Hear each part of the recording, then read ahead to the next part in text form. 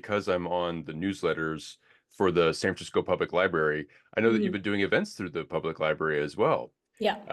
And how has that been? How's it been going? Like bringing free your voice and bringing some of your creative work into library spaces and with the public, with the San Francisco Bay Area public.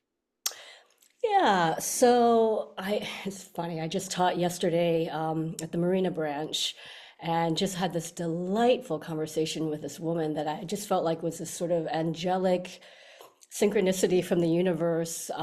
We went so deep talking about ancestral healing. I mean, she showed up for a Free Your Voice workshop and, she was actually the only one there. So I was like, well, this is a one-on-one. So what do you want to explore? And she was like, speaking voice more than singing.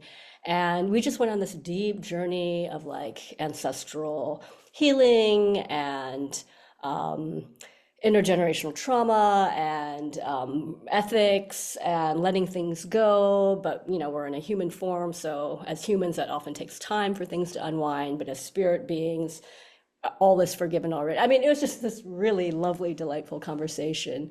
So yeah, it's been really great getting out into the public library space. And, I've been teaching these writing from the body workshops. We just did one on the heart chakra a few weeks ago. I can't remember what branch.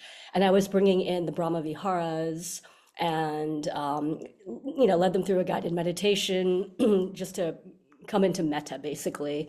And then we did a sounding movement meditation where we're toning ah and infusing the ah vibration with the intention of loving kindness or metta for ourselves, for everybody in that circle, for all beings. And then we're doing it for karuna, compassion, and mudita, sympathetic joy, and then upekkha for equanimity. So I love to weave in Buddhist practices into voice work and all of my workshops, where it's just sort of the underpinning of my work. And then through guided meditations or active practices, really just cultivating these beautiful mindfulness and heart states. Yeah, wonderful. And thank you for making it available to people in public library spaces. I mean, they don't have to, they can go into their community library spaces and have this type of experience that you're facilitating for them. And it's wonderful that you can have workshop situations where you can have multiple individuals uh, engaging with their body instruments. I think I've seen Mhm. in Yep, part of the program breakdown, but also too, I mean, you get to sometimes just the way that it shakes out, you get to work with do a one-on-one with somebody and really exactly. kind of do a deep dive with them. Yeah. And there's a lot that I would love to discuss with you about all of that. But just with that first individual, that person that you just spoke with yesterday in the Marina branch, um, there was a distinction between doing singing voice work and then just speaking voice work. Mhm. And I just wanted to know, like, how are those two things addressed, or how are they explored, I guess, with somebody else? Yeah, so all voice work is based on breath.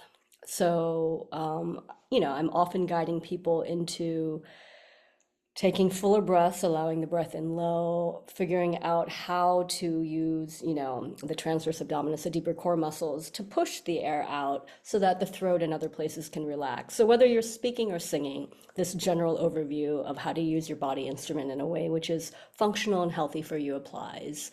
And, almost all of my work involves a singing component because I believe all of us can sing.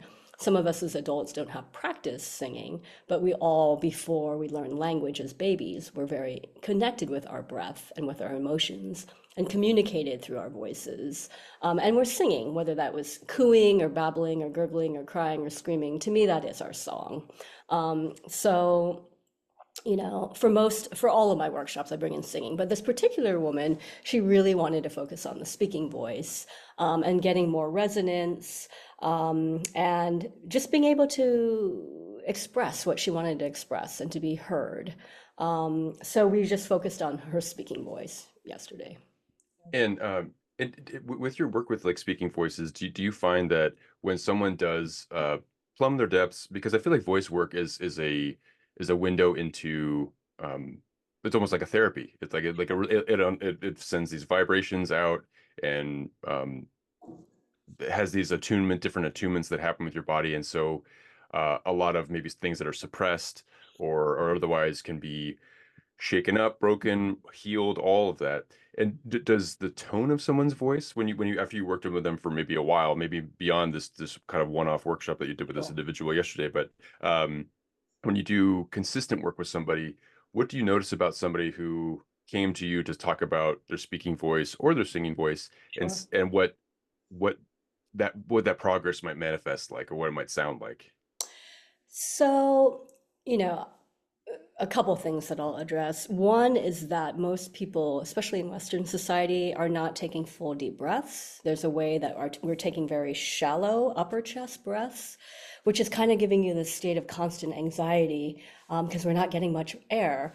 So that's one thing that voice work by taking long exhales, singing, or by just learning to take a slightly deeper breath, you're just going to feel a huge shift in your nervous system and in your ways of being in the world where everything doesn't feel like you're under threat. Um, and so that's just in general, your instrument is starting to relax. And then in terms of speaking or singing, often people, again, are living in the head. A lot of people, they're inhabiting about this much of their body. So we're not comfortable living in our pelvises, feeling our bellies, grounding down to the earth. We're a very heady society. So people's voices are often reflected a little bit in that, where like there's just, you can hear people are resonating and talking, and the vibration is about this much of their body. So if I tell someone, let's get some belly pumping action and let's drive the sound a little bit lower. And if I go do a hey, the first time someone might do it, it might be a hey, right? Hey, and I say, okay, a little deeper. Let's allow the breath in lower and really pump that belly. So then they'll say, hey, and then be, hey, hey, hey, right? So, after working with me a while and doing voice work, people just start to feel they're starting to inhabit more of their body. Their voice is starting to resonate in more of their body. So they feel more full bodied, they feel more grounded, connected, just that their whole body instrument is resonating and they're not just talking from this part up.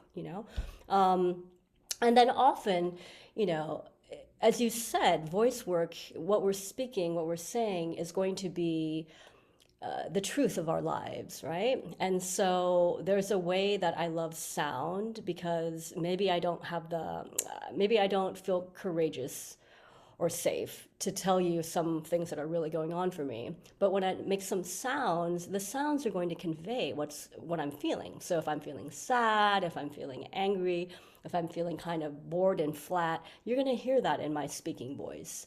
So often by doing more voice work, people start to kind of shake up their breath and their emotions and their body instruments. So more of their colors and their emotions and their personality and just what's happening with them can come through their voice. So you start to hear a more expressive voice, a more free voice, a more emotional voice. It just starts to feel like more colors are coming out than just a few. That's really wonderful, and especially just in the way that you were just describing it just now.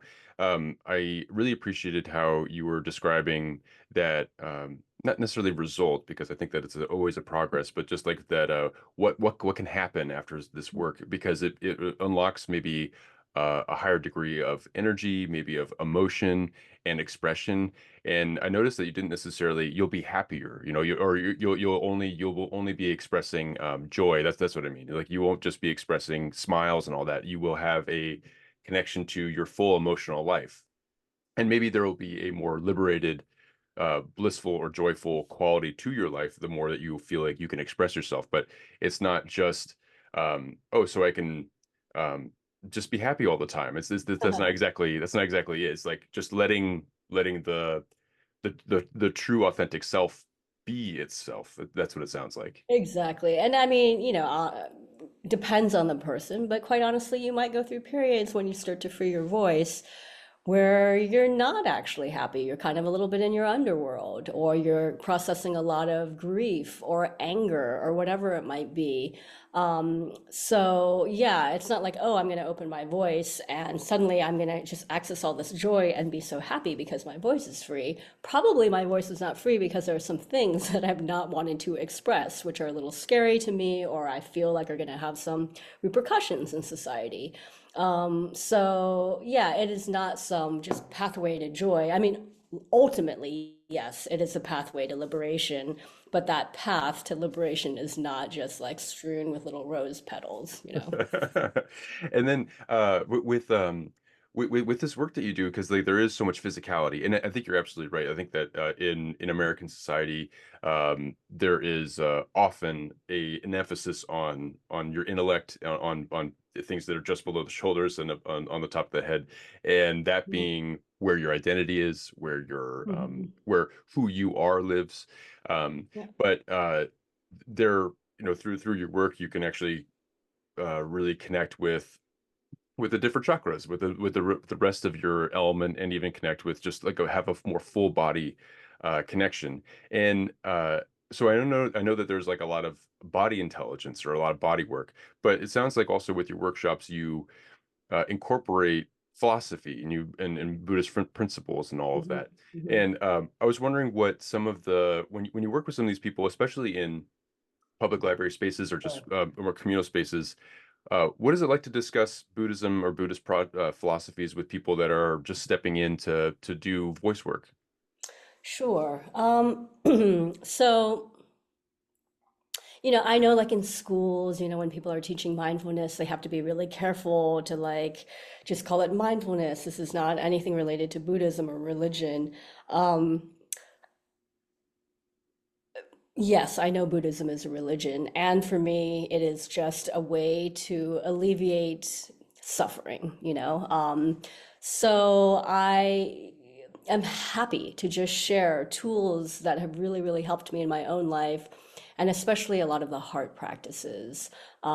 So, as I'm going out in my private classes, in public classes, spaces, etc., I am just happy to share about what it means to be human. And so, like, some of my favorite teachings of the Buddha are talking about the preciousness of being born human. But along with that means that we have a life of ups and downs, joy and loss.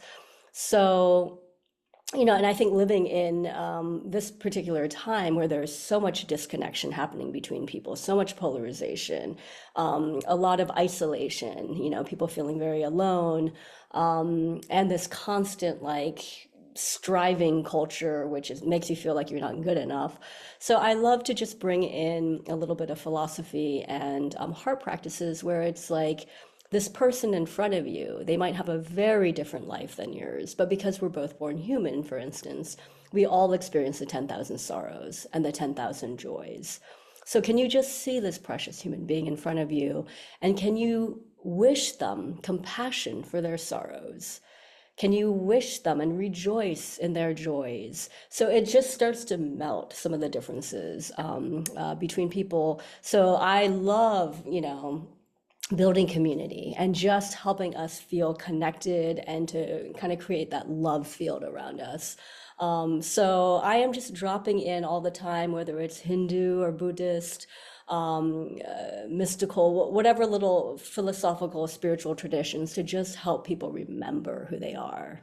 Certainly, and I really appreciate the element of like, well, can we, I find it difficult to just be compassionate to everybody, just like to have that exercise of being this ever flowing fount of compassion and loving kindness and things like that. However, the wishing, like, can you wish compassion for that person? It's like, well, Mhm. yeah, I can hope to want that.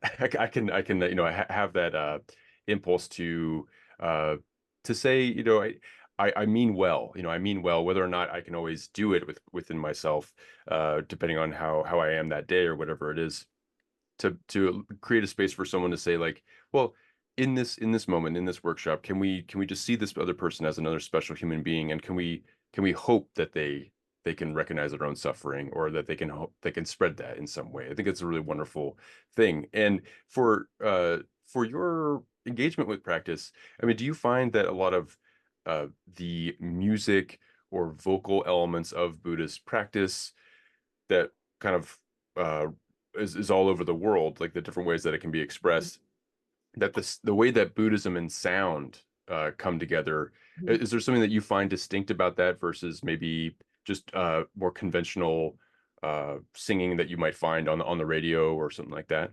Yeah, so I think my approach is very, very eclectic. I've lived in many countries, I've studied different traditions.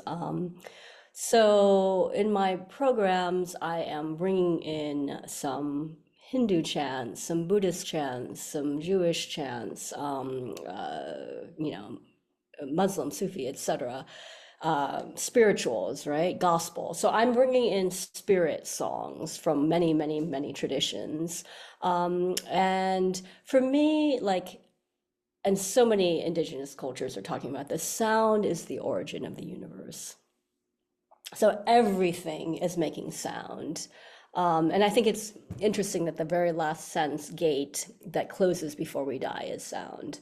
So if sound is everything, the whole, and like the Hindu sages sat in deep meditation and they could hear that the hum, the vibration that the universe was making was an om, right? So if everything is making a sound, um, and our bodies are making sounds, every tissue, every muscle, every bone, etc. So we have a whole symphony, a whole chorus of sounds happening. And so thinking about sound as vibration. And then I also like to think about, this is like the Eightfold Path, right? Like right intention, right concentration, right action, et cetera, et cetera.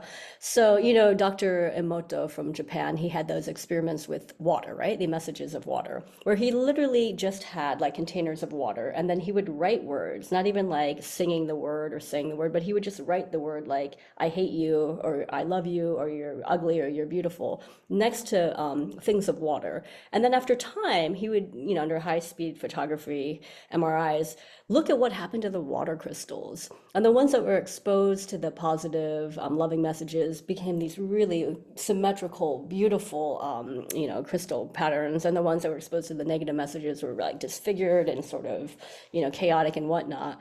And so I just think about like, sound is vibration. And when we infuse sound with positive, loving intention, so chanting the names of God to remember, chanting like gate, para, sam gate, bodhi swaha, gone, gone, all beings gone, gone beyond gone to enlightenment, like woohoo, right? So when we're chanting these chants for compassion or wishes for the enlightenment of all beings, or reciting the name of Allah, or whatever we're doing to just get us connected in with Source, with divinity, with God, with us as these loving divine beings, it's magical. So we're just infusing in our own bodies and out into the universe the vibration of love and of God and of oneness. So yeah, this is what I like to do in my programs. Yeah. Yeah, no, it's wonderful as well. And I've read that book, The Hidden Messages of Water, I believe. Yeah. Uh-huh. And I remember, I believe this is in there about just how, that with those two glasses of water like you were talking about, with the different stimuli, how that can affect the chemical makeup of the water in each one. Uh that being reflected in our bodies because a lot of us is of water. Yeah, we're And 70%. yeah, and so we uh when something when someone yells at us or when someone says something aggressive or chaotic or mean to us, that can manifest or that can affect us because of all of that, uh how the water in our body can hold that. And then likewise for something that's more loving or something like that. So I absolutely hear that. And was music or was the chanting what brought you into Buddhist practice, into a spiritual life as well? Like did the music draw you as this kind of authentic, true, powerful expression of sound, or did you find some of the spiritual elements of life first and then kind of explore that through music and explore that through sound? Yeah, so I grew up playing music when I was a child. I liked it. I didn't love it. I wasn't certainly connected to my own music. I was like playing sheet music of Bach or Beethoven or whoever.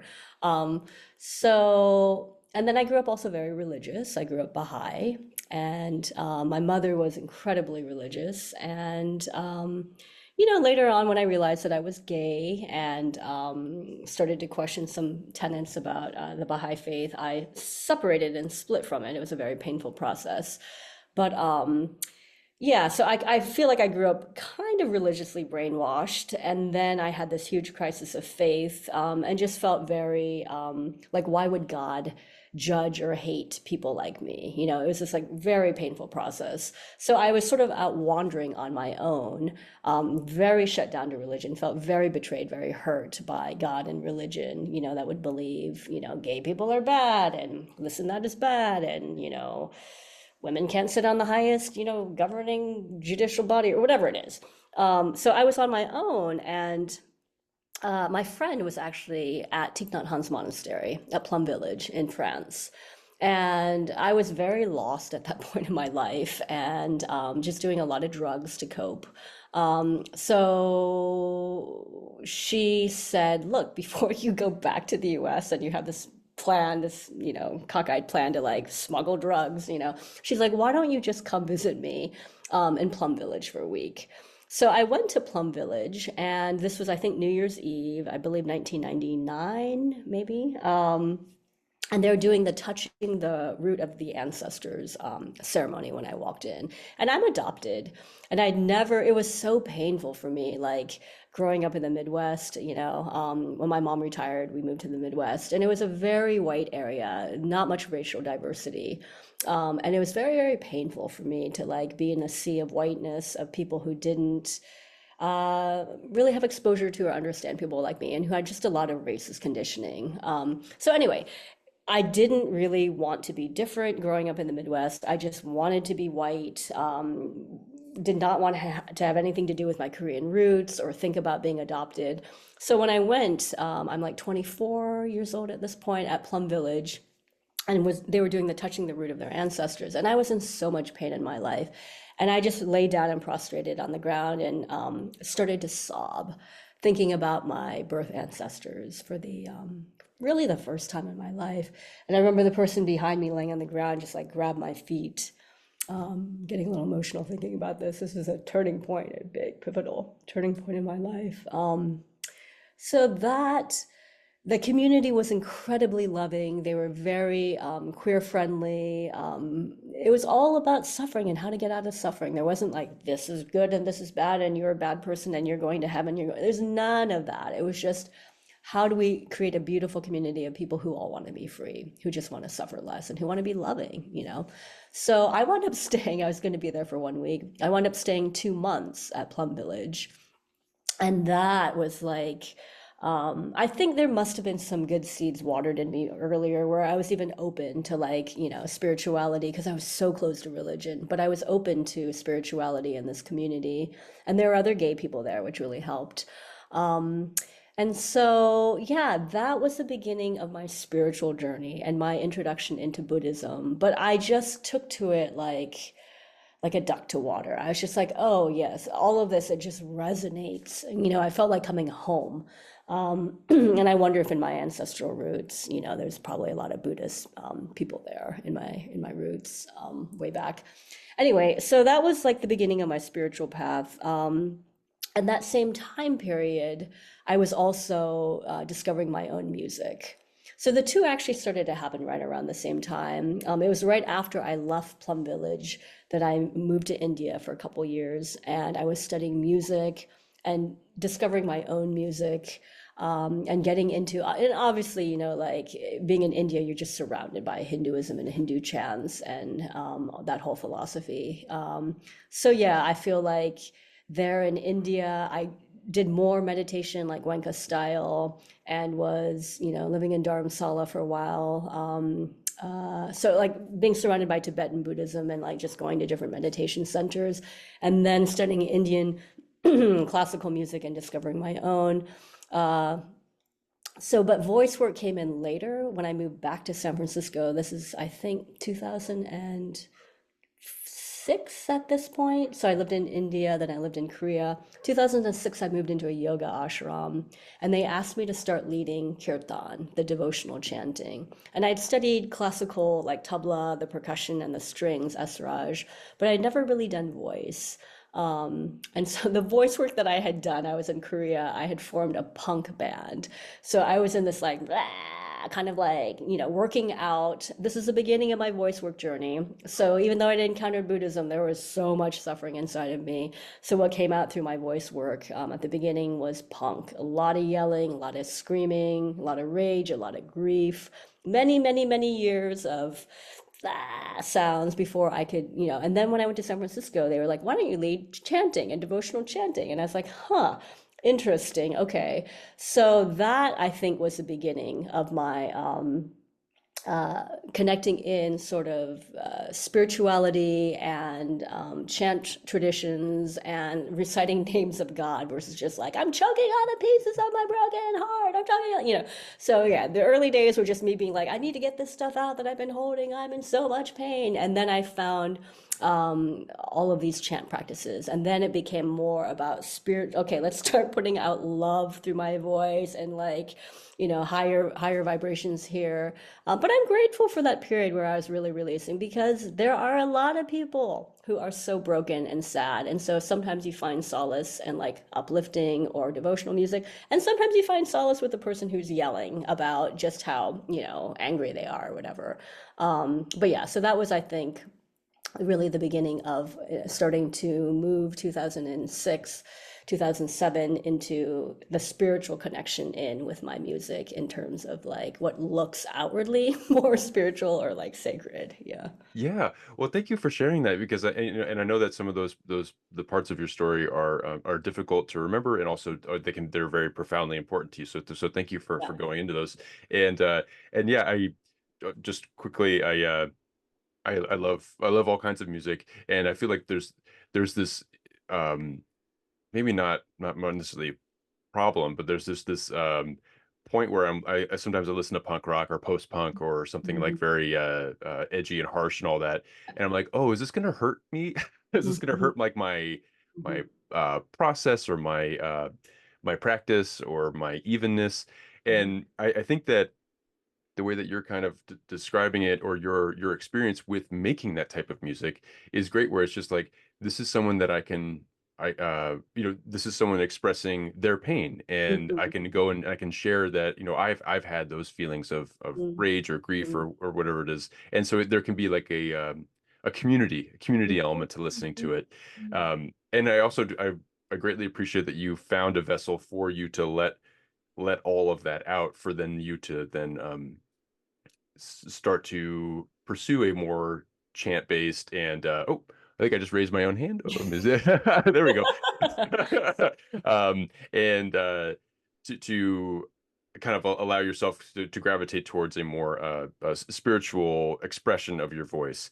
Mhm. And yeah, no, that's so thank you for going into that. It's a very powerful story, and I know that also too, like with your beginnings, you started out with more piano, and I know that drumming features very Mhm. importantly in your life. And from what I remember, especially with Indian approaches to percussion, there is a vocal. You learn first maybe with the vocals. I don't know, is that Yeah. true? Where you kind of do Yeah. the percussion first, and with the tabla, I'm sure that there's a lot of weaving. What did Mhm. you find about your experience with doing learning percussion in that way? Yeah, I mean, I was not a drummer when I started tabla, so for me to be like, I don't have any percussion experience, to learn on that as my introduction was kind of like jumping into like, the deep end or jumping into this crazy rapid, raging river. So I was just like, wow, tabla was just mind expanding and exploding and a whole different system and way of looking at rhythm and music than just like a simple four count, in the West, a four beat.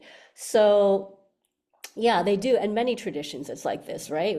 You learn percussion, they have different sounds for each of the strokes. And so you learn it by reciting the strokes. And for me, because I'm a singer at this point, if I can turn those strokes into a song, it's much easier for me to be able to remember like a drumming pattern if I can sing it then I can speak it. And certainly if I don't speak it at all and I'm just thinking, what's that, what, bass slap? Where's the da da da? Like I've got to feel it and sing it and have it in my body, and then I can transfer so much faster onto the drum. And then when you so you're saying that you identify or you see yourself more as a singer these days, but you have like a very rich drumming component to your work and to your work that you do with groups. What is it like to introduce people to some instruments that they've never maybe even heard before? Like when you're introducing them to those circles or to those workshops where you have everyone have different instrumentation around them. Hmm, hmm. So I really focus on voice work these days. I do some classes where I'm incorporating drumming, but my main focus these days is the voice. And that for me is because, I love all instruments. I actually was just at a drumming workshop this weekend, just remembering how much I love to drum. There's something about the drum. And like the voice for me, because it comes straight out of our bodies, it's unfiltered. You can't hide. You can't hide with your voice. I was hiding behind all these other instruments, didgeridoo, da da da da, but when it comes directly out of my own instrument, it's like, it's so vulnerable because whatever mood you're in that day, you're kind of sad, you're angry and frustrated, you're just woo, full of joy. It's gonna come out. And so it just feels like you're exposing yourself to the world. It's very vulnerable and it's incredibly empowering. And I think really the switch for me, like I was in a hospital in India. I'd been studying to be a percussionist for years, training. And then I got dengue fever, and I was getting all of my joints swelled up, so I literally couldn't move my fingers anymore. And as a tabla player, you're totally reliant on this. So all of my joints had swollen, and I had this rash all over my body where I was internally hemorrhaging. So I needed blood transfusions. I was on the second stage before you go into shock and die. So I was in the hospital, and I'd been training, for years to be this percussionist. And I was like, great, I'm lying there. I'm like, I cannot even move my limbs anymore. So I was like, what am I going to do if I survive this? And a voice said to me, sing. You can sing because you can take that wherever you go. And so that was kind of the little light bulb for me, which got me into voice work. And I'd been avoiding voice work. I trained on all of these other instruments, but I avoided the voice because it felt so vulnerable. Like if I, made a sound and it cracked coming through like, a violin, like a screechy noise or something, you can just kind of be like, okay, yeah, that's just the screechy noise of my hand just kind of, missed on the bow or whatever. But if my voice would crack when I was singing, it felt, I don't know, it just somehow felt more like exposing or naked or like, oh no, I made a mistake or vulnerable. Um, so yeah, that was kind of the turning point for me. And, again, I incorporate obviously some drumming with some of my voice classes, but it's all about the voice for me. Yeah. Yeah. Well, that's an incredible experience too, where you find yourself on a hospital bed, to not being able to do what you love, to do what Yeah. you feel called to do, and also maybe face and are facing a life-threatening illness, and then there you are finding something even truer for yourself, or something that is more important for you to explore Mhm. as something that resonates you, but also something that you can bring out wherever you go and also share with other people too. Mhm. Mhm. And and I know that like with your music journey, there is a through line or like a lot of interweaving with spirituality and with philosophy and being in certain places where chanting is accessible. Uh, Mhm. and I know now, I don't know how active you are in this way, but I know that you have a Dharma teacher capacity at Spirit Rock and also at the East Bay Meditation Center. Mhm.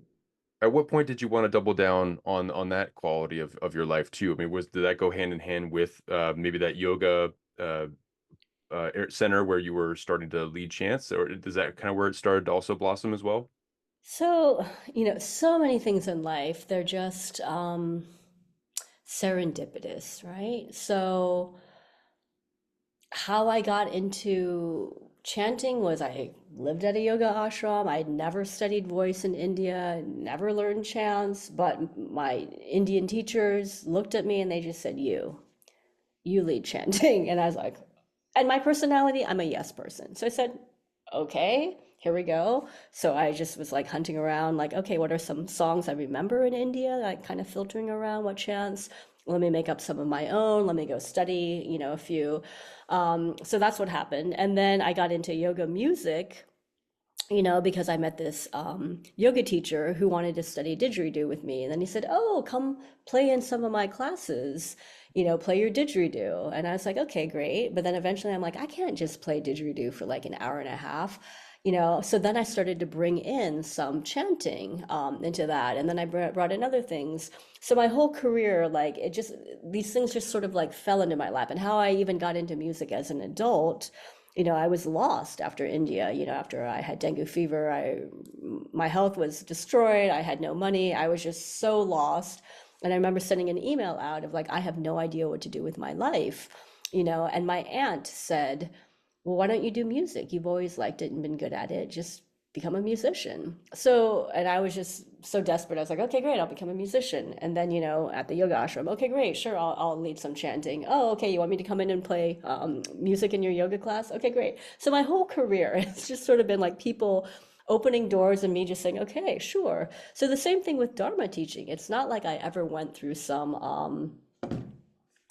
uh, Dharma teacher training program. I was partnering with this person who said during the pandemic, "Hey, do you want to come in and do some music during my meditation groups?" And so I said, sure. So then I started to bring in music, and then I started to bring in some Buddhist chants, and then I started to, bring in work around the Brahma Viharas and sounding, and it just kept evolving. And then eventually people were like, "Hey, do you want to just teach Dharma?" And I'm like, okay. So these things just happened in my life. Yeah. So. Yeah, well, I mean, but not without like its own training. Like maybe there isn't like a certification that you get from one specific institution. Maybe you do, but you have lived a very vulnerable life, and you have not really, whether you wanted to or not, it doesn't sound like you were ever given a whole lot of outs, but you had to go through like a lot of darkness, a lot of reflection, a lot of insight. And yeah, I mean, like the being ill in that hospital in India was like one of the times where you had like a dark moment. It sounds like there were various periods of your life where you had to find your way and ask those questions of like, what should I be doing?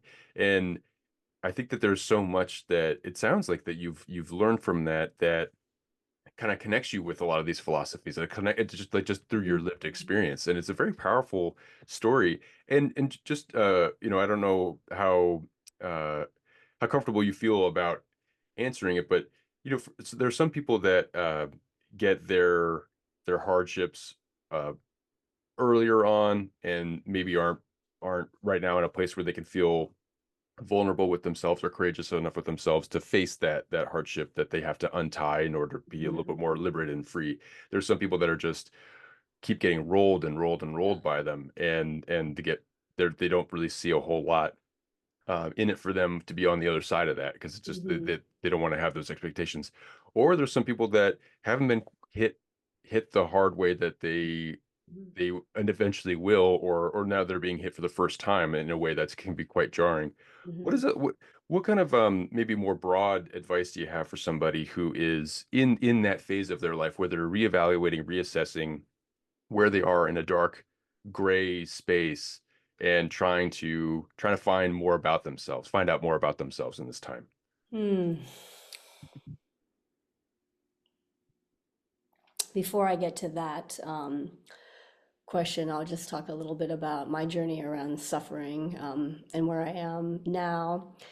So I feel like looking back now from this perspective, you know, on many levels, like physically being taken care of, having like some material comfort, stability, I was, yeah, like some people really grow up where like they're unhoused, like there is so much just chaos from the like root up, Um, I didn't have those conditions, but I definitely have some early relational trauma in terms of being adopted and losing my birth mother and my birth family like the day I was born. And I'm now completely estranged from my adoptive mother. So I think my biggest wounding has been relational trauma, attachment trauma.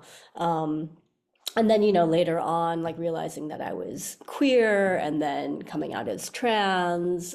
It's been just a really big, journey around identity, being able to just be like inhabit my body, come home, claim this body, inhabit it. Um, so there's been like a lot of suffering there. When I was younger, like a teenager, I remember praying for suffering because I felt my mother was very controlling and very fearful and very judgmental. She did not have much compassion. Nowadays I think we would call people like her a narcissist. you know. Um, but like so growing up with her, like she just had such little compassion for people and massive judgment. And I remember just growing up saying like I want and she kept me very controlled and very sheltered. And I remember growing up thinking, I want to experience suffering. I want to actually have a life like these people that you judge because there's such separation and such judgment. And I actually want to kind of be some of these people, understand why people like get addicted to things, etc.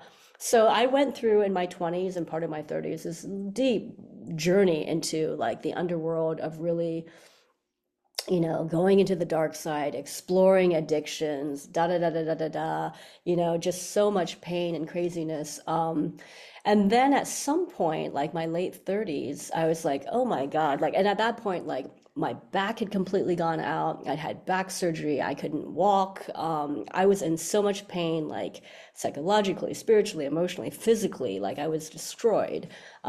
So I started to go into deep therapy, go into just this deep process of like coming back into my body because I'd like abandoned it. It was in so much pain.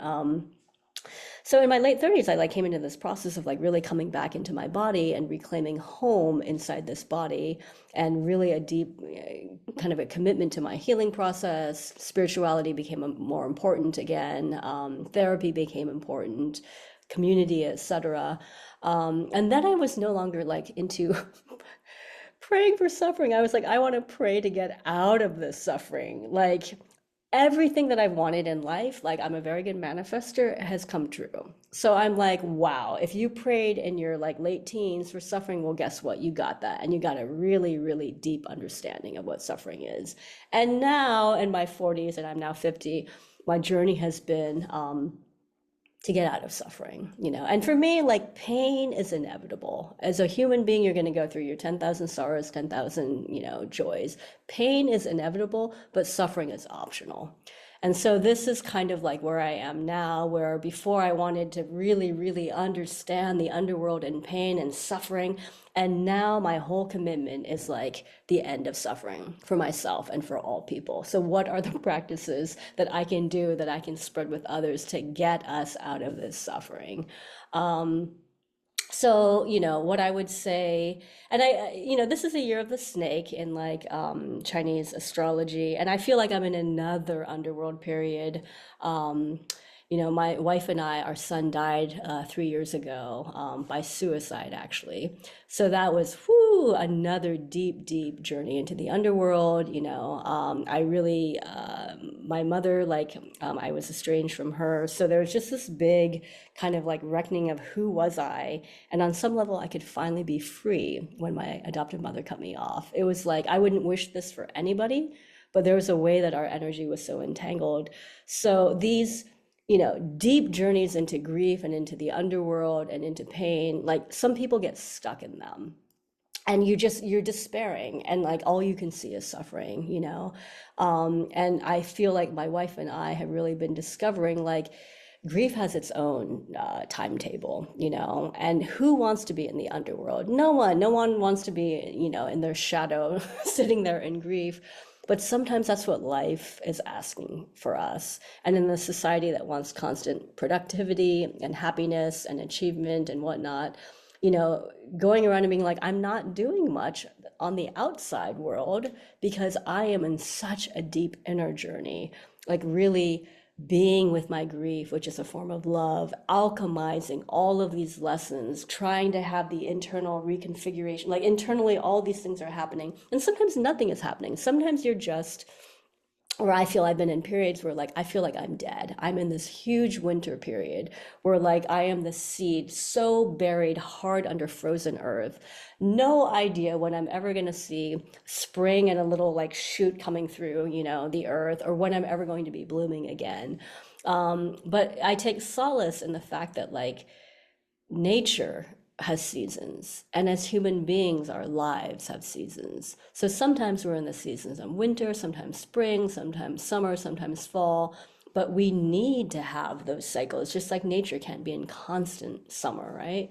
So I just would like tell people like, what season are you in right now? And can you just really accept that and accept the deep gifts that that season has, and this cycle, this not cycle, this society which values constant like more growth, more profits, like that's not nature. We cannot just keep growing all the time. We have to be pruned, we have to be weeded, we have to be planted, we have to just be mulched, so my I guess advice for people is just, can you be open and really see, be present to what is really happening in your life right now?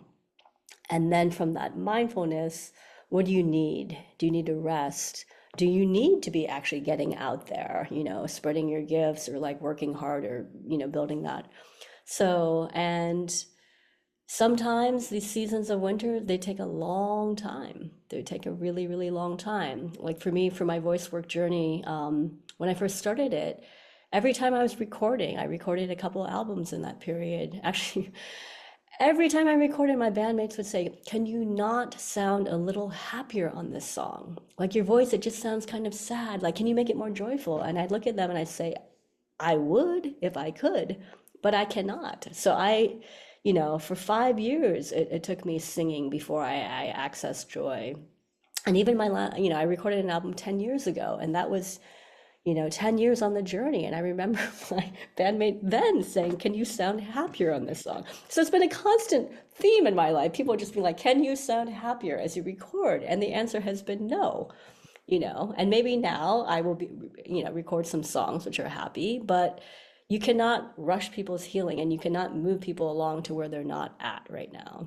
Certainly. Well, thank you. Thank you so much for sharing. That it's a very powerful story, and again, I know that you brought up some things that are like very, very deep and distressing and hard. So thank you for bringing up those difficult things because I mean, it very much uh, offers so much to somebody else to that's going through something or might go through something or has been going through something for a long time.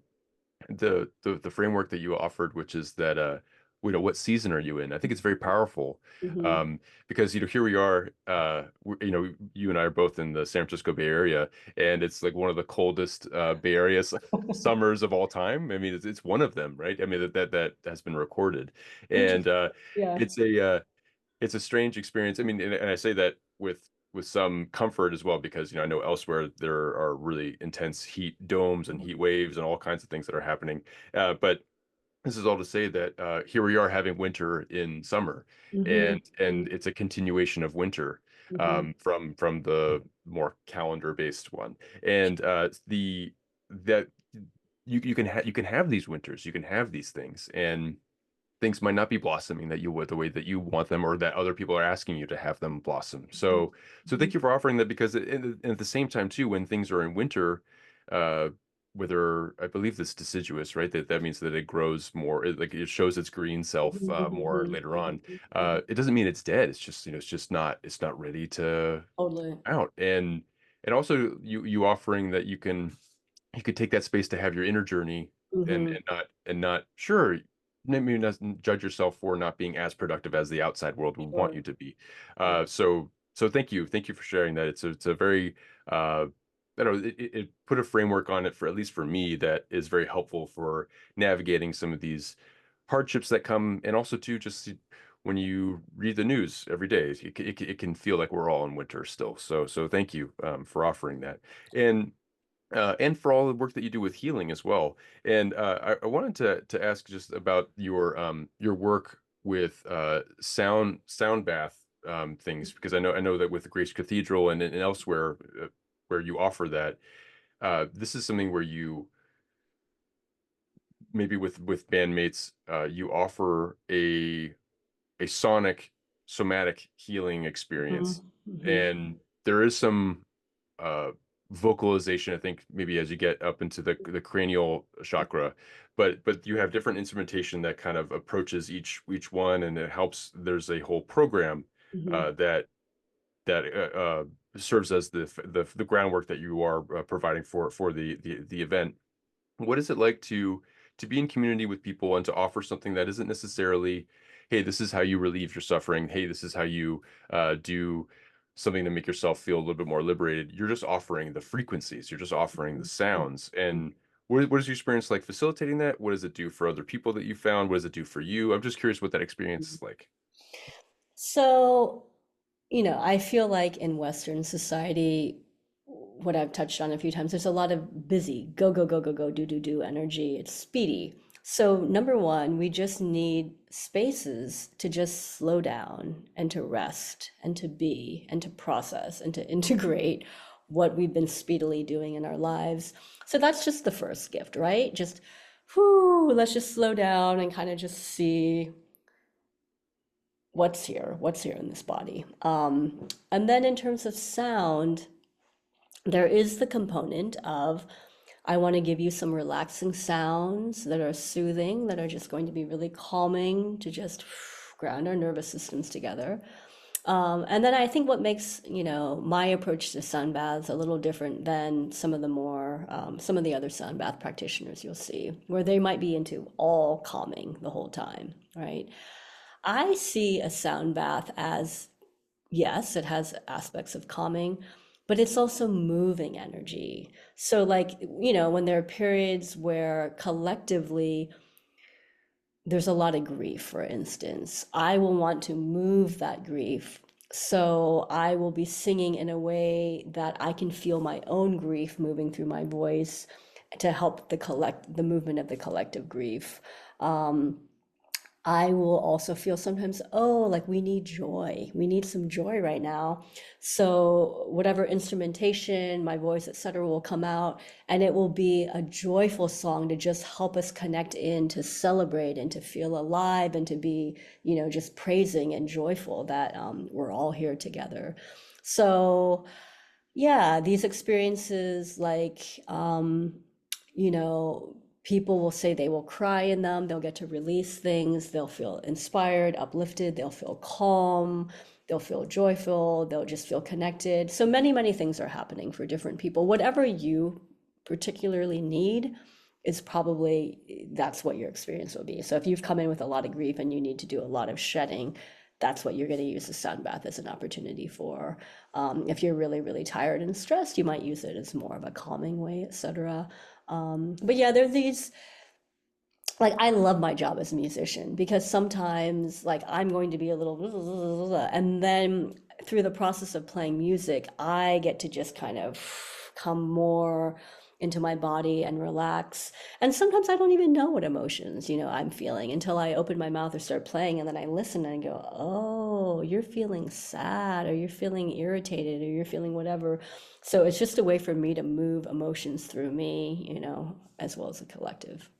That's wonderful that there is that it allows for a allows for people to bring in what they're working on, or Yeah. bring in something that they're and just like how your bandmates would say, hey, can you make it a little happier? It's like that's not where I am. You're asking me to be not myself for this, and that, so, and I sound authentic to me, so I can't just quite do that. And it's great that there is that quality that heals you or serves you when you facilitate those. um I also know that you just in the sense of like what you can facilitate. I know you also are a ritual artist, and I Mhm, know that sometimes you can apply those things with uh, life events, grief work, mhm, celebrations, things like that. mhm, And I watched one of your ancestral healing rituals that you have up on your YouTube channel, and it seems like very powerful, especially for you as the performer of it. But you also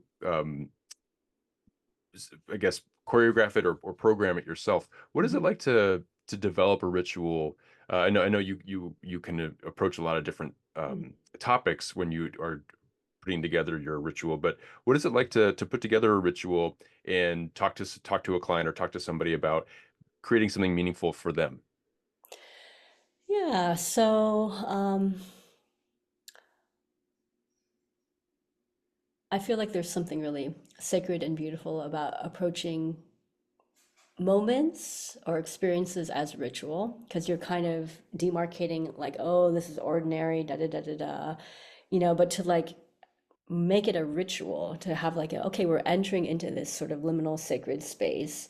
Oh, we're doing our thing, and then oh, we're closing a ritual. It makes things feel sacred and special, right? So, as you said, for like events which obviously have a more ritualistic in our mind, oh, this is a memorial. Oh, this is a baby blessing. Oh, this is a wedding or whatever. Like these are known rituals, that we've created. And then often in, my private work as well as group classes, for instance, in my group classes, we'll have a closing ritual where everybody does a closing performance ritual. And so for that, it's really, what do you want to be witnessed by this group? What's alive for you? What theme is alive for you that you would love to be able to express and release and feel the witnessing and the love and the support from people transforms you? Because this thing that you've just been carrying alone, you now get to show and people see it and they offer you love and you feel transformed.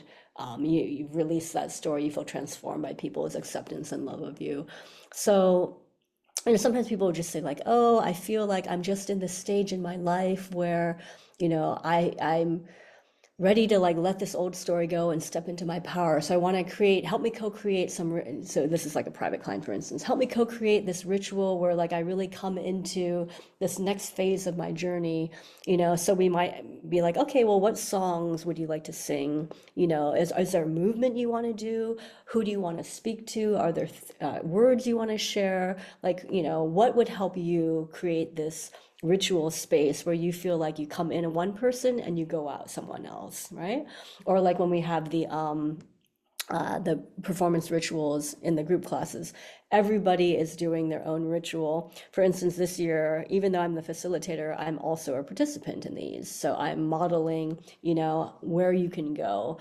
So I did my performance ritual this year on my teenager, who feels like my adult is sometimes kind of shaming them or blah, blah, blah, blah, blah, dismissing them. So, where my teenager got to talk to my adult self. So, I was doing this publicly. And my teenager was my old identity, Amber Field. This was me, when I was using she pronouns, I had a different name. And so, this one was just telling my adult, like, I feel like you don't even want to say my name. You want to just leave me behind and be like, oh, I'm Phoenix Song now, and this is who I am. But you are Phoenix because of me. I got you here. So I need you to acknowledge me, to validate me, to love me, and to stop shaming me, basically. So this was this very powerful sort of like drama therapy parts work, enacted where these two parts were talking to each other. And then I did this integration, dance movement, sounding, singing, where they came in together as one. And I was kind of doing ancestral chanting and movement. So that was my ritual, and other people are doing all kinds of things about what they need to move forward. So yeah, I love ritual spaces because you come in one person, you come out someone else on the other side, right? You've left something behind and you're stepping into this new phase.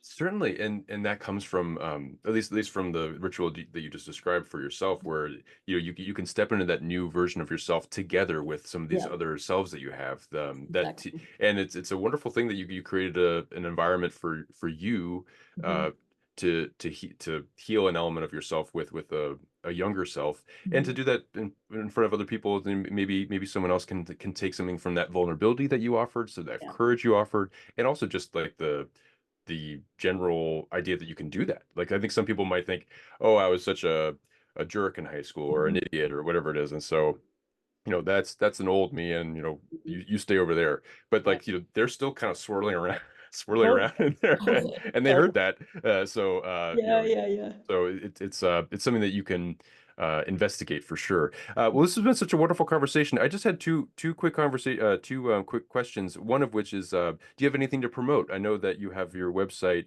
phoenixsongmusic.com, and that's where you can you can find more information about private sessions, group sessions, the different programs that you have, like Free Your Voice, and there's also the Chakra Sound Journey and Singer Story, as well as your calendar for things where you are performing for sound baths at Greece Cathedral and things like that. But I want to know if there's anything that you'd like to bring more attention to. Sure. I'm going to be leading a Free Your Voice retreat, October 3rd through 5th, in Grass Valley at the Yuba River. So that's going to be a retreat for people who have some experience singing already. And then in January, February, I'm going to be offering another 9-month Free Your Voice and Body Stories training. And so I've been on this teaching for your voice journey, 10-week classes for about 15 years now. And in the last couple years, I have been doing 9-month journeys with people where every month we go through a different body part with voice work and movement and theater and drawing and writing. And so through all of these embodied creative practices, what are the stories that each of these body parts are holding? So we start at the root chakra and we go up through the crown. So what are the stories that our bodies are containing? What do we want to release? What do we want to witness? What do we want to transform? Can we sing from these different body parts? Can we sing from our pelvis, right? What stories is your pelvis containing? And then the goal is by the end of the program, what stories live inside of you. You're able to rewrite your life narrative. You're able to sing from your whole body. And then you have a performance ritual to get witness to help usher you into the next stage. So I'm really excited to be launching another one of those. They're going to be 2 Wednesdays, 6 to 9 in Berkeley, and then one Sunday, 10 to 4. So it's like a 108-hour training that's happening starting in late January or February. So yeah, Wonderful. And more information can be found on your website, on my website. Yep. phoenixsongmusic.com. Wonderful. And then is my last question is a little bit more open, and I know we talked about advice earlier, but is there any advice that you'd want to give to somebody that's walking the Buddhist path, or maybe maybe just a spiritual path that you would have wanted to have heard as you were coming through it, as you were kind of developing your own Buddhist path? Um, I think the biggest one for me would be take your time, slow down. Um, don't need to rush your healing, don't need to rush your liberation. Like, you're right where you need to be right now. So if we can just open and be present, and loving and compassionate, but you are always right where you need to be moment by moment. So I think if somebody had told me that, that would have been a really nice gift. Like, you're right where you need to be, all is well. Phoenix, thank you so much for speaking with me. This is such a wonderful conversation, and thank you for offering so much of your story. It's really inspiring, but also, I mean, you do so much work for other people in the way that you help heal and facilitate their own kind of working through their unlocking and discovering their body instrument, and how much is available within themselves. So thank you for doing what you do, and thank you for spending some of your time with me today. Thank you so much, Vincent. It's been a wonderful conversation with you. Thank you.